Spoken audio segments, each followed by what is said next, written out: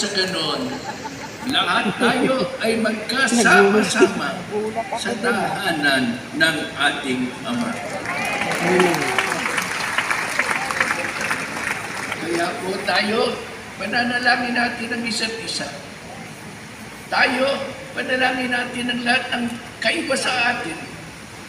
Panalangin natin, pati na hindi natin kasundo.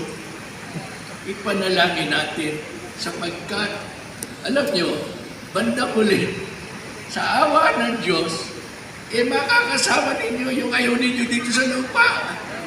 Kanya, kasunduin na ninyo kasi kung hindi, magpasawalang hanggang katabi ninyo yung isang ayaw ninyo. Ano ba yan? Kaya po, yan ang gusto ng Panginoon. Mga anak ko kayong lahat at gusto ko kayo ay makasama ko sa aking tahanan at sa aking kaharian. Amen. Amen.